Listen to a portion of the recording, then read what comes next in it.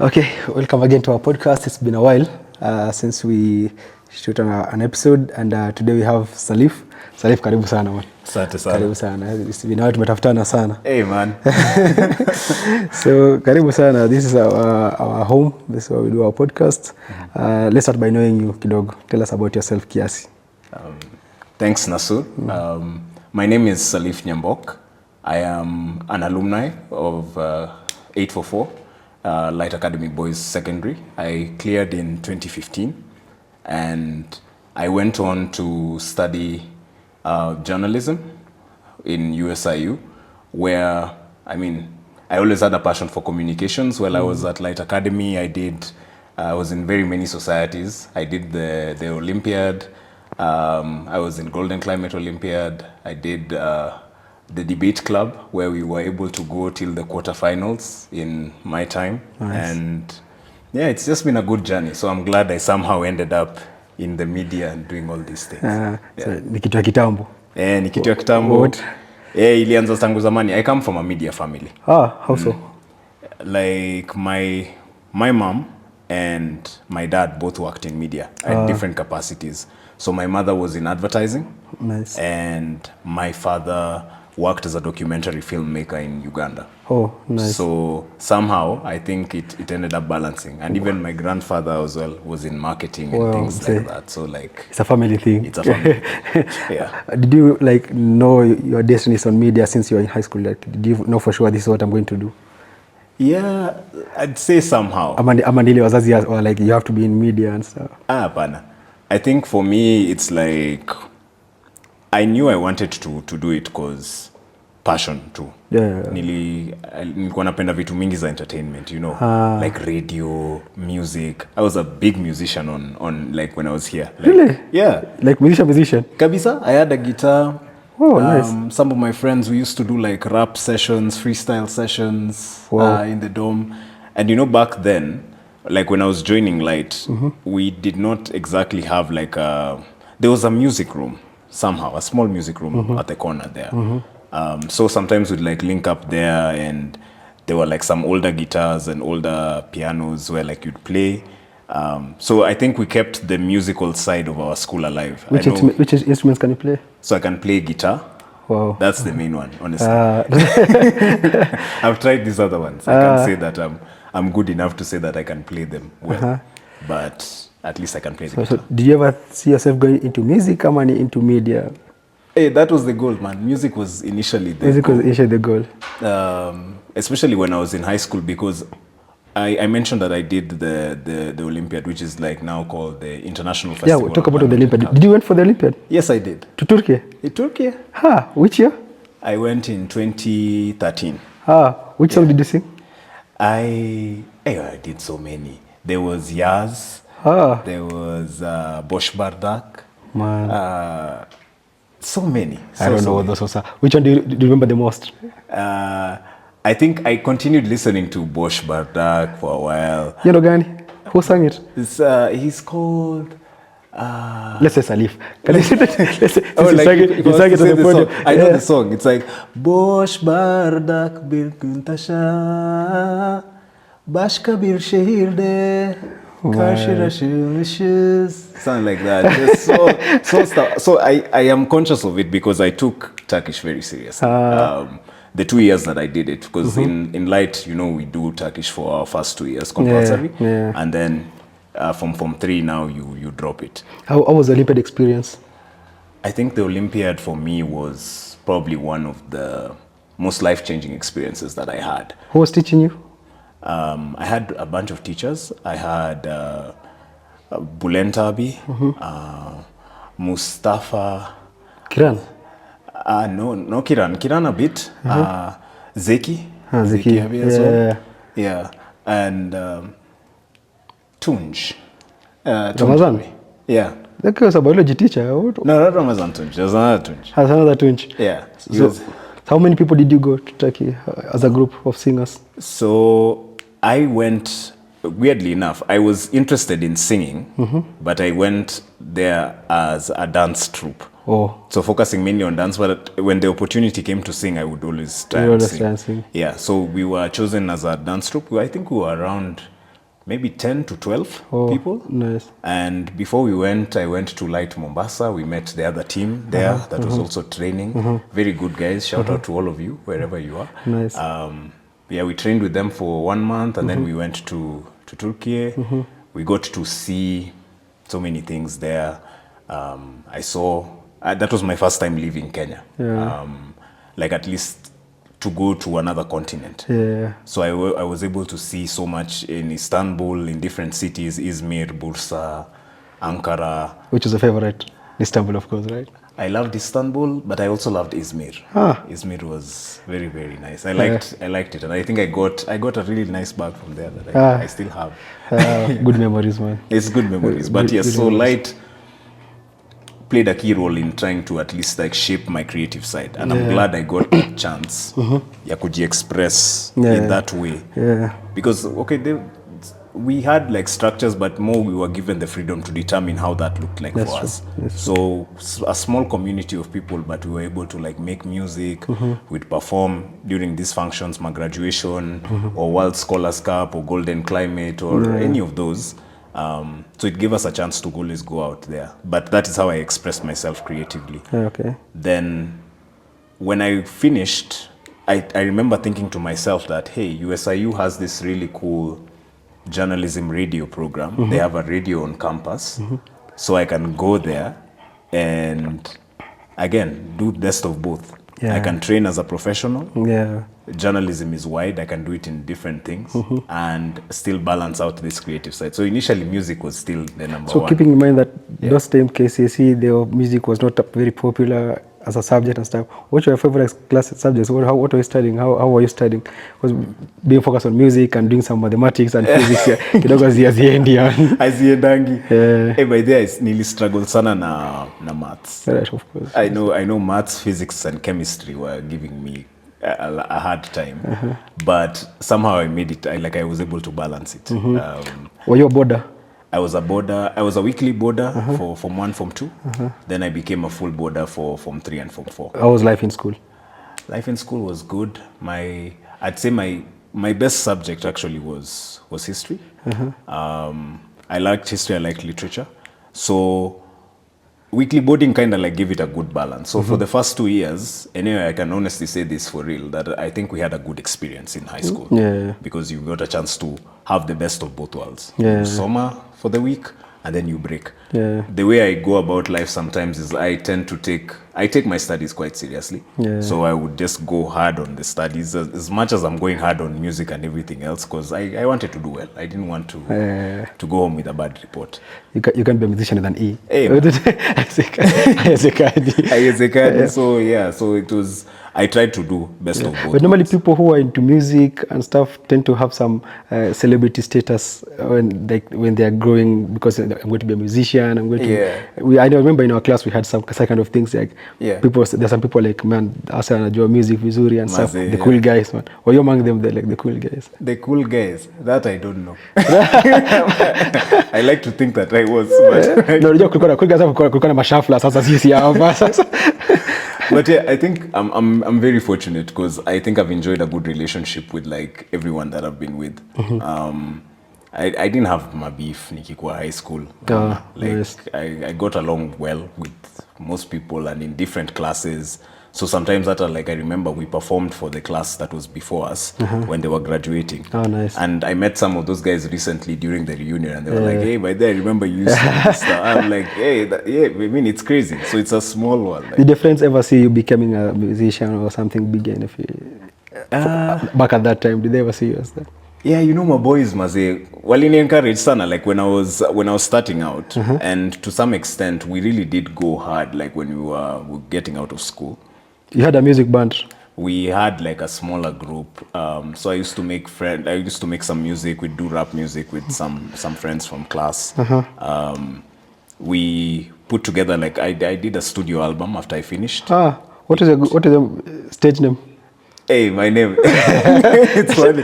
So my name was actually called Maximilian.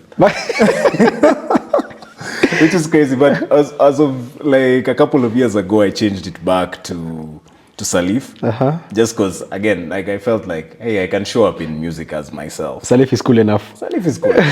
I don't have to take another acronym. But yes, yeah. So my name was Maximilian. We did that album. Did a couple of gigs. I performed even when I went to college after some time. Then for me, I think at some point, what I realized is I like doing music for fun. I think at some point, I removed that thing that lazima nikue celeb from my head. And that it has to be, you know, like you're going at life from like one path where you think that, hey, this is what I want, this is what I have to get. So for me, it was like, I mean, I realized my world can accommodate both. I understand. So I'm doing communication. Tell me about your voice now. You have a radio voice. Like literally, really? So did you shape it like to be this way ama ni ini ya kuzaliwa? Sema tu kweli like the real thing. Okay. The crazy thing, like I always used to be told that I could, like I have a good voice for the airwaves. At some point they were like, hey, by the way, you need to do these things. People used to say I could become like a news reporter or an anchor. These guys who read news or something like that. I never knew that I wanted to do radio. But when I was finishing school, it felt like a good way to blend both because Radio Sikona, it has music in it. So I could get a chance to, I mean, you do the music and do this. And then I saw like other presenters who had made it, who were like, hey, they were musicians as well, or they were personalities in different fields. So I was like, I mean, this can accommodate both. It's professional and it's still like... There's a story about Jeff Koinange, you know, he's famous with his voice. Yeah, exactly. And, in his book, when he's talking about how he got into radio, he says he was in a matatu to his Lee, and he just talked to the guy next to him. And the guy told him, hey man, you have a voice for the radio. Have you ever thought, the guy never even thought about such kind of things. And have you ever influenced someone with your voice completely? So I think for me, that's what my friends started doing to me. So like, I mean, I wouldn't know because for me, I'm just talking. But people would say, yeah, you have a voice that needs to be there. So when I went to campus, I remember I approached those guys. We had a campus radio station in USIU called USIU Radio. So I went there and I told them that, hey, I have a passion for this and I would like to get a chance to do it. So I trained with them for a while and I was able to get a small slot for a radio show. It was a rock radio show.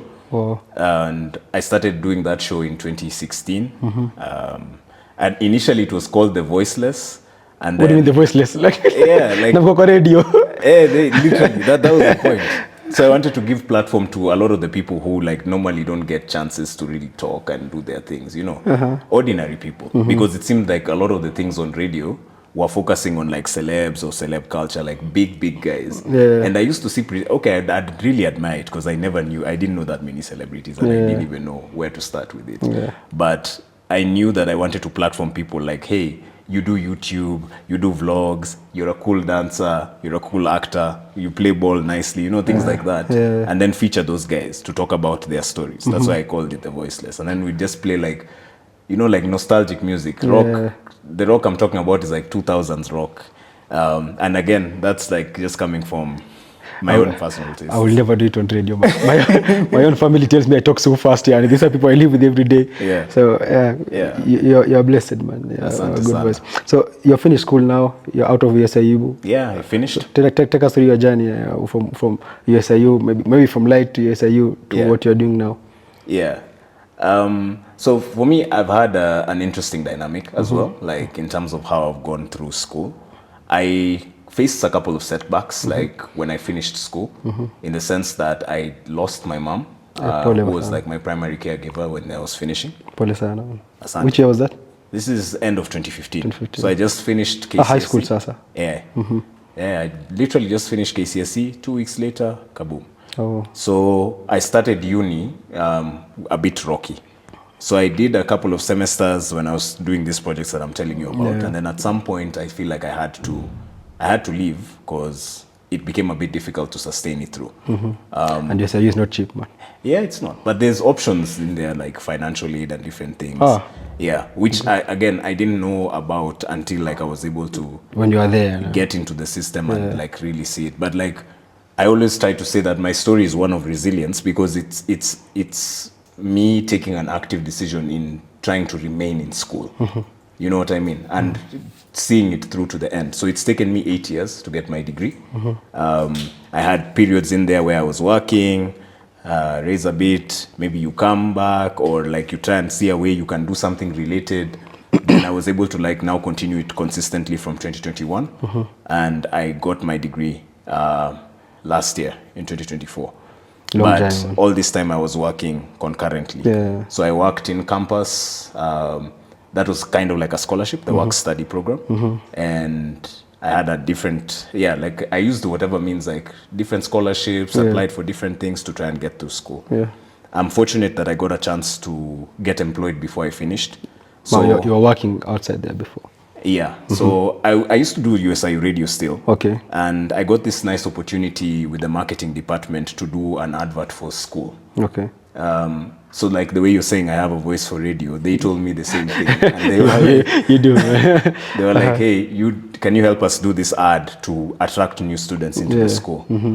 It started out as a very simple thing, but it ended up being seen by the then Chief Operating Officer of Radio Africa Group. Oh, nice. Which owns a bunch of the biggest stations in Kenya. Radio Africa is very famous. Yeah, Classic, Kiss, all these big brands. So he saw it and he said, hey, you should come do this for us. These casual connections or people that you meet at different points in your life. Yeah, so I went there and I was able to get an internship, which later turned into a job. In Radio Africa? In Radio Africa. I became a copywriter and a production assistant. So I used to write and voice adverts, basically. Oh, nice. I'd develop concepts for programs or things that would run on air. So that's like concepts. And I loved this job because of the creative space that it gave you. Okay. You could think about it from anything. You could do an ad in Sheng, you could do an ad in Swahili, you could do an ad in English, you could do a digital concept or like creative stuff. You could do an animation. So we tried to come up with these like adverts in a way that could really, really, like make a difference and make an impact. So I loved that job for that. So I worked in mainstream media for a while, I think closer to the duration of 1.5 years. And during that time, I also was able to start a podcast centering on men's mental health and wellness. I felt this was a personal challenge for me as well because I explained that I also went through my own tribulations when I finished high school. So like it was necessary for me to try and I took it that, hey, I can share my story and this can like inspire people to, like again, know that they're not alone. I think sometimes for guys, the silence that's normally in the world of wanaume, you mostly go through life thinking that, hey, it's you against the world. There's no one here who's looking out for you. And sometimes it's learning how to soften that approach and see that, hey, you actually do have support. There's support from different structures and different entities. Sometimes it doesn't even look like family. It may look like a good friend. It could be family as well, but it could be a good friend. It could be colleagues who are invested in your growth. True. It could be just a space where you feel like you can grow. So I wanted to bring those conversations to some of the challenges that we had in life to the mainstream. And then did radio for a while, and then now I am currently working in development. I joined the International Livestock Research Institute as a communications fellow. So right now I help them do a lot of like science communication around agriculture and projects like that, which for me I feel is also important because there's not enough young people who are talking about like things like that. We need to talk more about agriculture, more about health, more about crucial sectors in our economy, and we need to amplify those conversations because that was the gap that I saw in our mainstream radio. Like maybe it's centering more towards the entertainment, but we negate some of these other aspects that can be good and beneficial for Kenyans. What's something about radio that many people don't know? You just hear things like, but what is the shocking thing about radio that people don't know? Yeah, I'd say for me the crazy thing is that sometimes your presenters on air are not the same as your presenters off air. How so? Like the people have different personalities. So you tend to imagine that the person who you listen to on the airwaves is the definition of who they are off the airwaves. Some people have adopted as style for themselves on air, and that's not who they are off the air. Interesting. So you just discover a new side to people. I would say it is a lot. It's very demanding, and also right now it's been going through its fair share of challenges because the dynamics of media have changed a lot. How so? You know, like it used to be, I mean, when we were growing up, like see TV, radio was everything, was a thing. and magazines. Yeah. We had a good ecosystem around media products, and we would actually religiously watch TV or listen to radio or like consume magazines, newspapers, those things. Kila saa moja we want Kila kitu, TV. But siku hizi, you know, it's like we're on our phones, so the dynamic has changed. There's influencers who are there, who are competing for the same kind of revenue with radio stations. Yes, There's a lot. So like those dynamics are also forcing the media to change its approach in how it's dealing with some of these things. And that's why sometimes there's normally like some turbulence within the industry. Is the radio dying? Is the podcast then coming to be the new thing? There was a talk back in the days, I remember, like 2 years ago when Twitter was built this Twitter space. And people were thinking now radio is dead. Now Twitter space is the next thing. But then podcast came, and now podcast is a big thing now. I think people have favorite podcasters. People got, I think Michelle Obama has her podcast. You have your podcast. You're in a podcast. As we speak. As you're speaking. Is podcast taking over radio? Is radio dying? What do you think? I think podcasts are nice. I would say that I think podcasts are one of those mediums that are very personal. It's intentional. You know, when I'm playing a podcast, I really want to know what you guys are talking about. So I'm going to listen to it like seriously. Sometimes on air, you listen passively, you know. Tunangoja mziki. Ngoja mziki unaacha kitu kicheza kwa hao. So you don't like bother so much like with what's going on. So podcast is personal. I feel like it's going to play a key role. I saw some study that was done by John Alan Namu. And some of the people, I think Odipo Dev as well, where they were talking about like it's going to play a crucial role even in the next elections also, because these are the avenues that I guess politicians and the like have seen that they can reach out to young people because we are more there than we were on different mediums. Of course, radio is still popular in Kenya because I always say it's more of an issue of access. Not everyone in Kenya has a phone. I think access, ama nini vitu kama hizo, but it's growing in popularity. So radio is still very important in Kenya. I think it's going to stay like that for a while. It's just that how do we use it now in this new era? You know what I mean? Like at some point I feel like our industry has to strike a balance between just entertaining people and sticking to commercial interests versus like what public good can they use their platforms for. So when radio ikikufa, itakufa. But I think that it has to just change. One thing that is new, you know, back in the days we used to listen to radio, you could not put the face to the voice. You just listen to radio. Remember when I listened to Kaleche Mumo and Nyambane in the morning, how does Kaleche look like? But with social media, I think we normally, that's a big change. Right now we want to see them. We are invested in their lives. We're invested in who are these people off the air. We've had issues with celebrities who were big people, alafu off the air, they were doing like crimes and things like that, like they were in criminal activity. So I think it's more like we are becoming more conscious as a society. So what I see for that industry is just that it has to change in some way. But you have been on radio for a while. I'm sure you have interviewed some people. Do you ever get starstruck when you meet some celebs? And does it happen still? Am I ni raia tu? No, I think it depends ni pali umeka mtu. Because mimi, I know for sure that when I met some of the people that I really used to admire, I did feel that. And some of them completely lived up to their image. You know, like you meet somebody who even after a simple conversation you feel like this person is where I would want to be. Who has struck you the most? I have some few people that I've looked up to. I think there are guys who are in the industry right now who are doing a good job. Like what Georgine Rangu does. I think he's doing a great job. There's different people. Kate Sidede as well on Kiss is doing a fantastic job. She's been doing amazing. And there's an issue, especially on podcast and radio, of content. Like people want to go viral, so they go controversial sometimes, and some people stick to meaningful content and stuff, which might be boring at some time, but they find it to be meaningful, like you're talking about agriculture and stuff. Where do you balance that? How do you balance that? Because you really want to go viral. You're a radio guy and you're a presenter, you're on podcast. You want to have a bigger outreach. But how do you balance between content, like viral content and meaningful content? How do you get there? Where do you lie most? I feel like the answer to that lies in something I would call edutainment. What? Edutainment, like educational content that is also entertaining. Like it strikes a balance, and somehow this is where the hard work of being a comms professional is. Because for the longest time you've had people talking about things like agriculture and saying that, hey, this just isn't fun. The average person doesn't want to listen to this. Maybe because of the structure that you're framing this content under.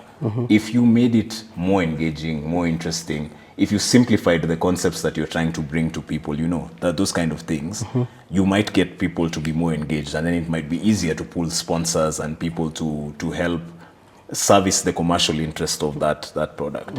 Somehow I feel like it's because we are leaning, again, maybe it's because of commercial interest and just because of pressures of the industry.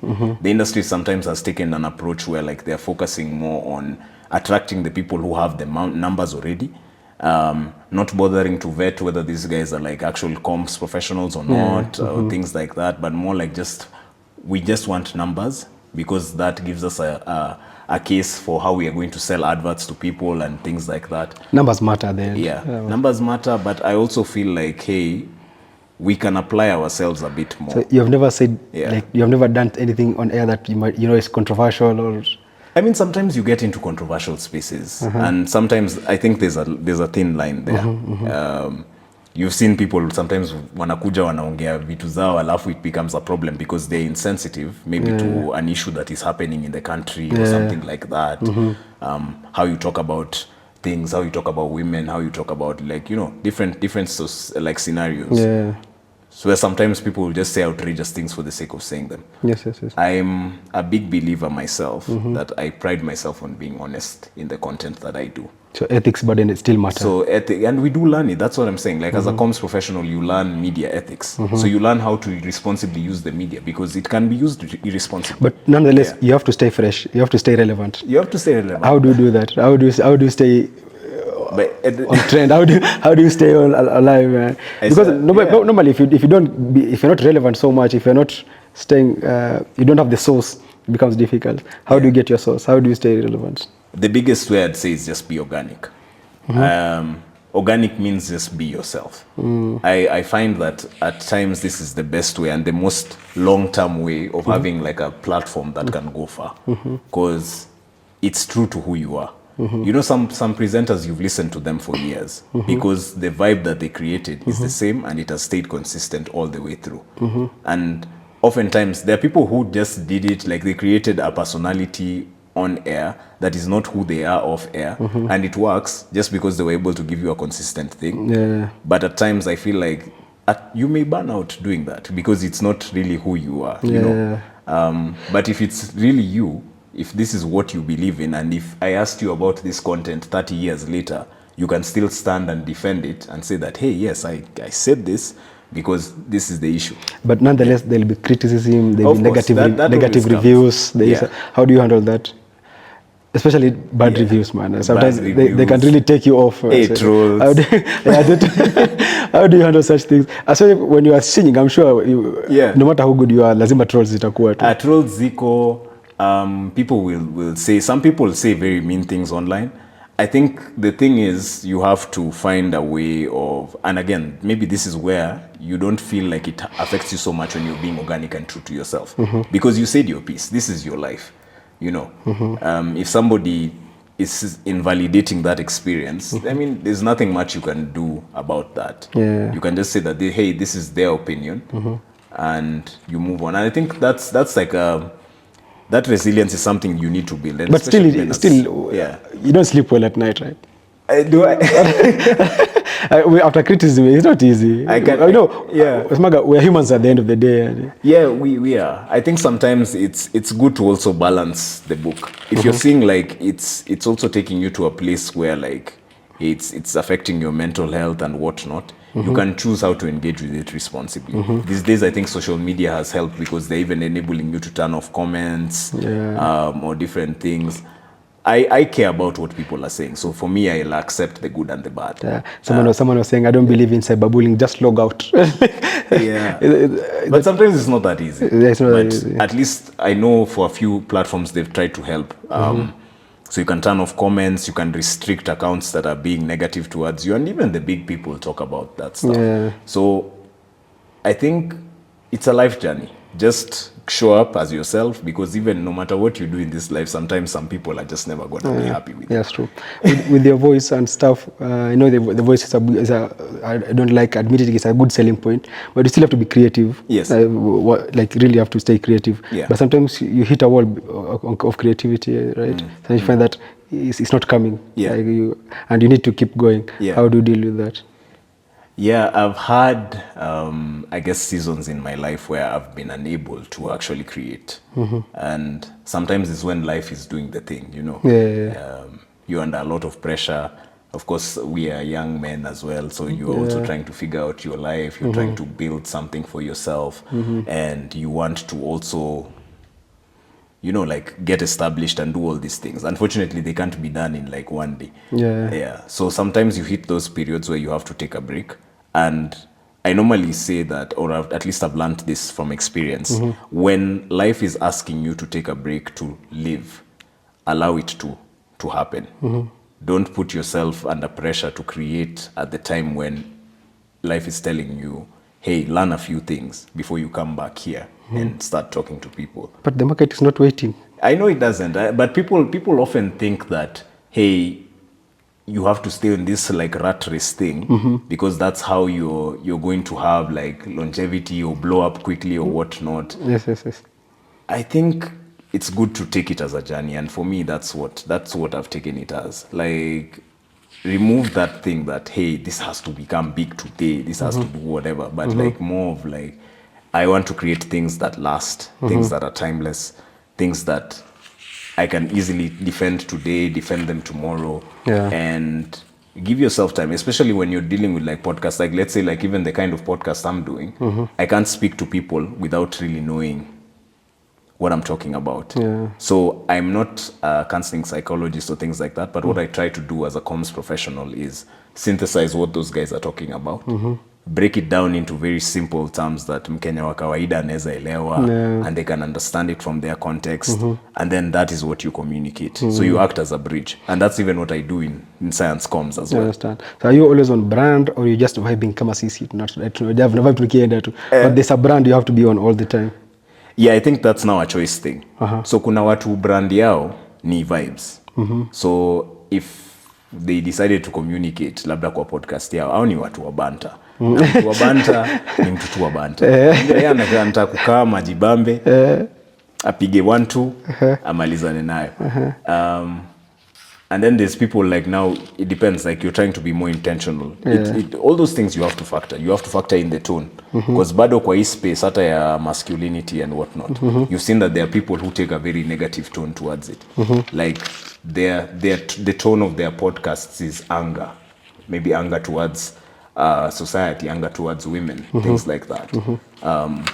And that has to be factored in when you're trying to come up with a product. So I think once you decide what your tone is, then it'll decide how you write, how you do your things, how you do your framing, and then that's how you can like communicate through that lens, because you can't cover all of it. You have to take a stance. How do you filter those? Like, you find some people are on content, some people are on clickbaits. How do you filter those? Because I think, I don't know how TikTok works, but I think there's a lot of clickbaits on TikTok, like things that are after followers, after likes and stuff, and their content, like serious content. So how is it, as a listener, as a consumer of content, how do I filter those things? Sometimes I feel like that's the hard part, especially for somebody who doesn't have like media training. Kwa sababu, you know, as we are taught to identify it, you can easily know, because they'll ask you to fact check your information. So let's say you get some absurd thing like, hey, this person has just made 100 billion. some person may believe it at face value. Yeah. But then you'd be like, is this Isos ni nani amesema? Where is this coming from? How did they do it? You know. So like there's questions you can ask and there's things you identify. But I think it begins more or less like, if I would tell it to the public, it would be more like trust credible sources. Yeah. Sometimes for the longest time, the media was a credible source, and I think it still is, because journalists go through a lot of work before they put out a story. Who are they've checked it, and sometimes that's why it's slower. Yeah. Just social media, somebody can just wake up and post whatever they want. Yeah. But I think check it up on the media, ensure it's coming from a verified source, and verified media houses, people who've been around for a long time, you know, and they have a credibility record to them. Yeah. As life changes, no, we don't rush to watch news anymore, Yeah. because whatever they're going to tell us, we have been on it on maybe on X Yeah. or on Instagram for a long time. We heard about it since Sasabam Chana and stuff. But this brings about the issue of fake news, and actually, what do you think that's happening in the future? Is there a way of, is it going to change the way we perceive things? Are we diving into a very bad place? I think right now that's actually a hot area, because it's being used against the people in very many societies. And this is why I was telling you that media can be used irresponsibly. You see, like even things like AI, somebody could go and create a manufactured image of you using AI, a deep fake image, and say that, hey, this is the real thing. To somebody who has not taken some time to really analyze it properly, hey, they may believe it at face value. And by the time even you're able to like stop this person or press charges or whatnot, it's already circulated, it's caused propaganda.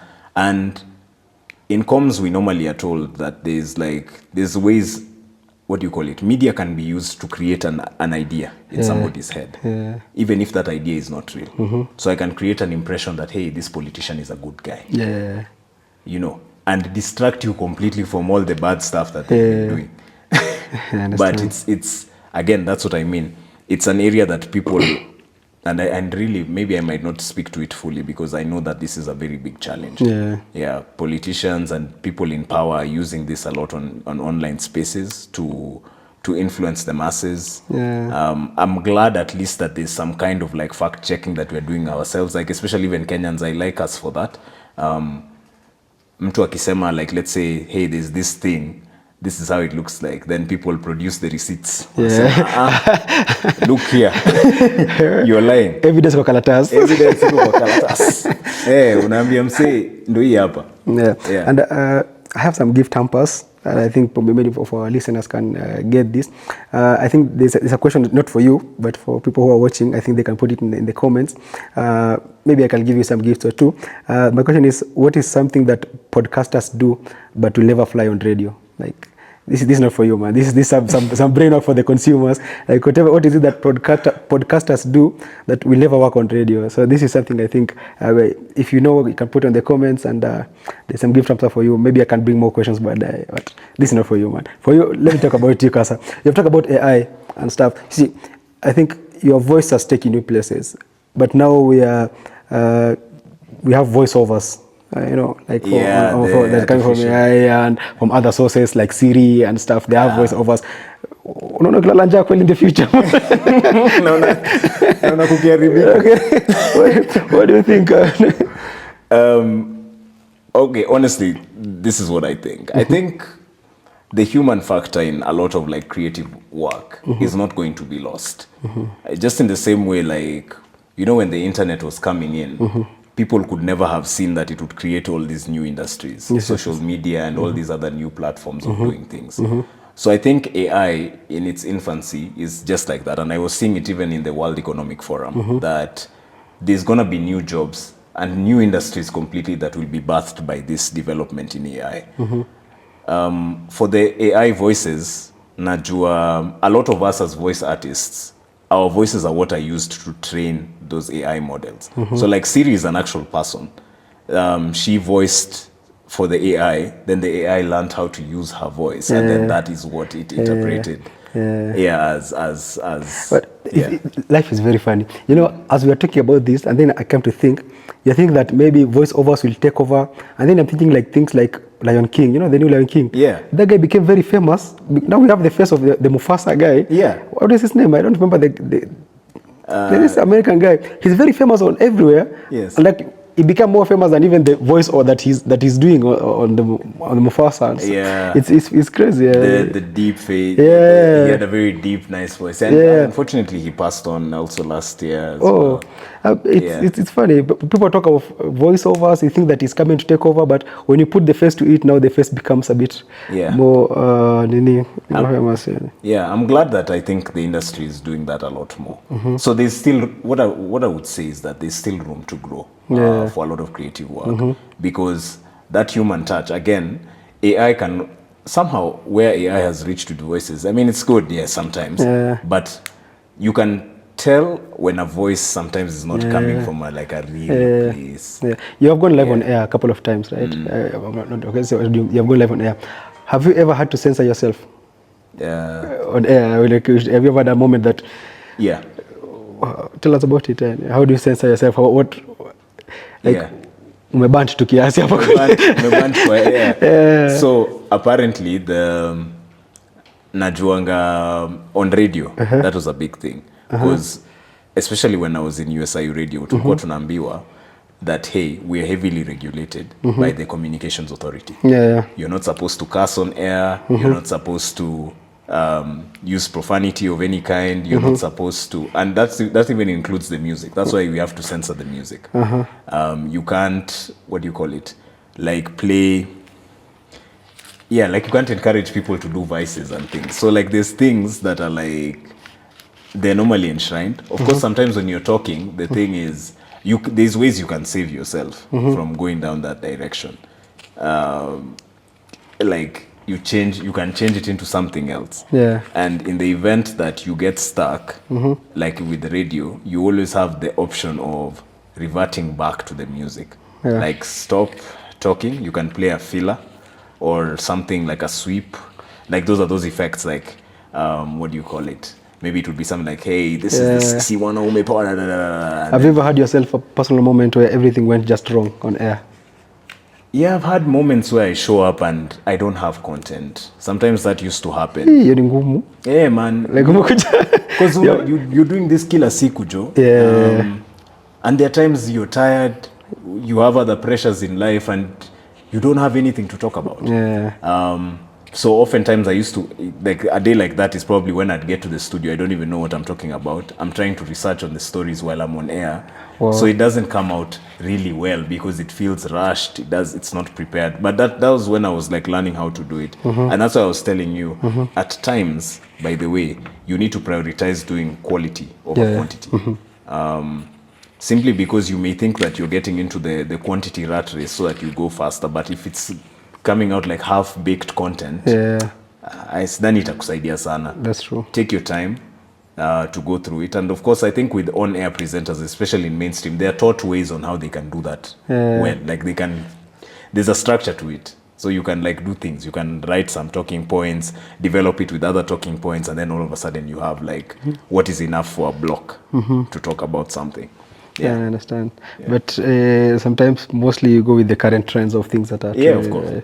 But not always. Sometimes unapata hakuna content like soko imekauka. Sometimes watu ukauka bana. See at me, by the way, it's normally like that. Like I can give you a good example. A good way of you can do content sometimes on air is talk about the music. So let's say you played a song by Sauti Sol or whoever, Bien. You can talk about something cool that Bien has done lately. Nice. So hey, Bien has just dropped this cool track, Safari. But his latest track is in Istanbul, by the way. Yeah. The video. Yeah, exactly. Even your memories, right? Yeah, memories, man. So you talk about something like that, you can link it to something else. So how are you feeling? Unataka kuenda safari, kitu kama hiyo. And then you hey, stay tuned for more. We have more music coming along. Tuambie 1, 2, 3. Ushajenga link. That's true. Do you have any song or music that brings you high school memories? Man, I think I have a lot. I mean, South Soul is one of them. In high school, we played a lot of their music. Izo albums, Kina Lazizi, those ones we played a lot. We did a lot of 2000s hip hop as well. So music waseka Kina 50, those guys. That's been nice. we didn't have, okay, Amapiano was not so much a thing then. I think we had like Kwaito.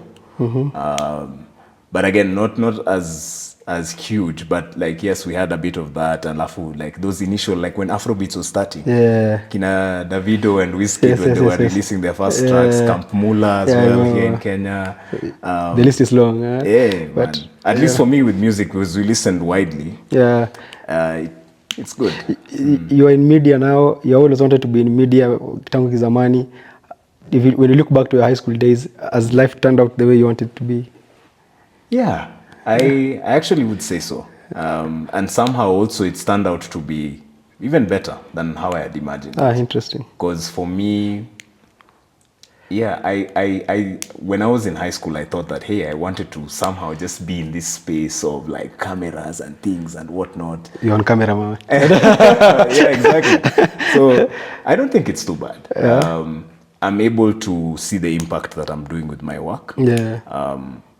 I know for sure that we need more people. We are not enough of us who are doing this kind of work. Like I'm only in one organization. We need people in all these organizations. We need people on the ground who can help tell these stories. Because I really do think that communications is about storytelling. That's true. So, yeah. There's someone in high school right now, we're in Light, we have people from Light and stuff. There's someone in high school who maybe hasn't chose a path, or maybe is thinking of the path you are taking, the media path. It's a good place to go. It's fun. So what advice can you give someone, especially those who are trying to do things like owning their voice, or getting to owning to what they think they want to be in this industry? What advice can you give such a person?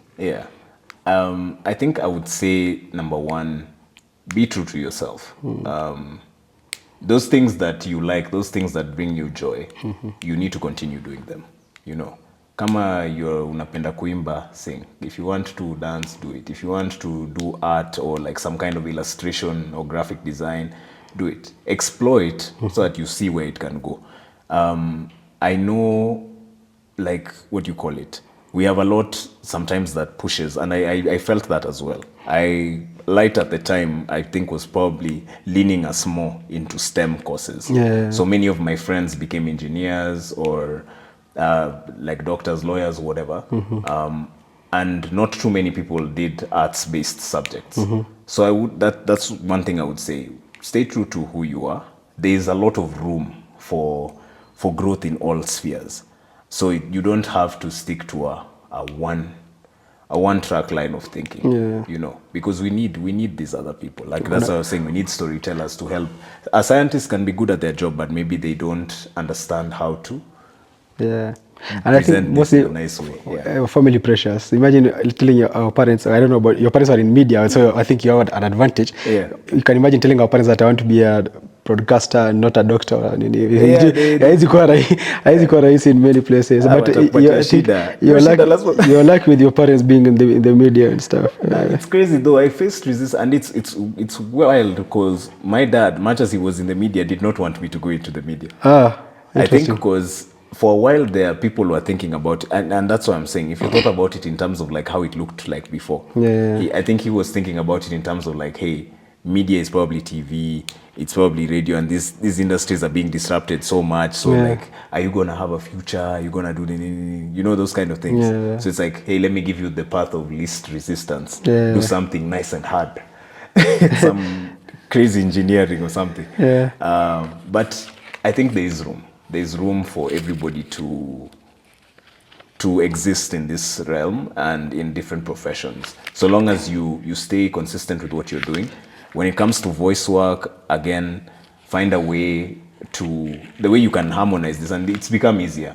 Phones these days have very good microphones. Try it out with some content. Walk in the park and just say, hey, today I was walking around, Just start doing simple storytelling on your phone. That can help you build that confidence of talking in front of cameras, in front of microphones. And if you really can, you get some training after, whether that looks like a degree, a diploma, a certificate. There's online courses, there's YouTube. Start from somewhere with whatever it is that you're doing, and just stay consistent with it, and you'll find yourself growing.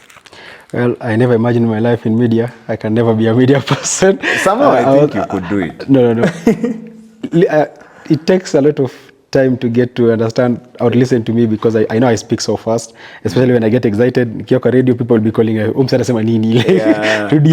So, but it's nice to sit with you and talk to you about these things. At least I got a different perspective. Me, I thought that with the coming of TikTok and those round rings, or everybody now goes everybody now goes online, and people are making money there. But I see the professional side of it and how people can make life out of it. What are your parting shots tukimalizia?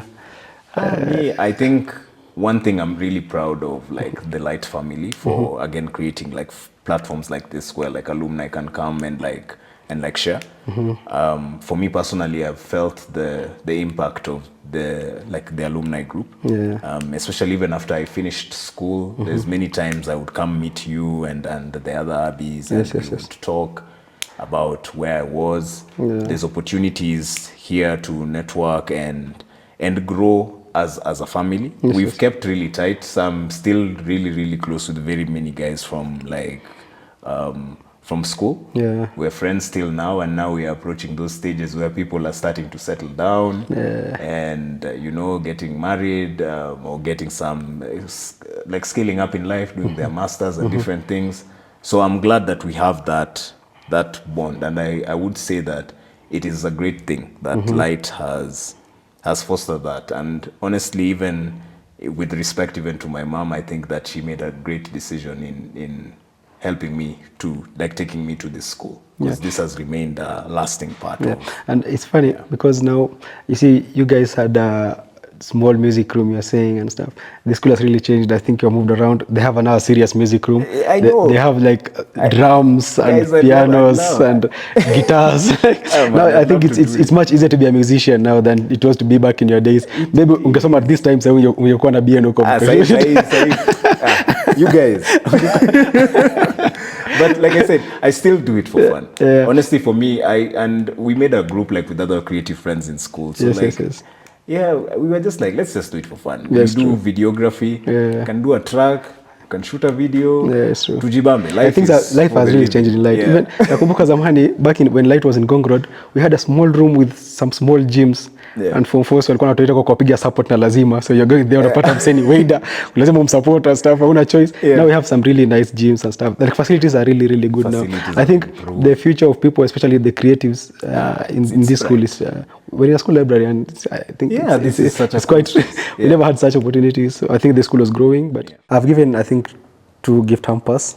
I'm giving you a chance to give 1 gift hamper for any question that you think is relevant to our listeners and our viewers. So, give 1. I think let me ask this: how many branches does Light Academy have? Nice. Yeah, that's a good. That should be a good in Kenya, right? In Kenya. Yes, in Kenya. That's a good one. Should they name location or just branches? How many? The name and location. If you're counting them, how many are they? How many are there? Yeah, I'll give the biggest prize on that one. Yeah. So write it in the comments, and then the gift is yours. Thank you, man. Asante. So thank you, Salif. Thank you for coming, and thank you for talking to me, and I hope I'll see you more around. Asante sana. Thank you so much. Asante. Well, tuendeni lunch.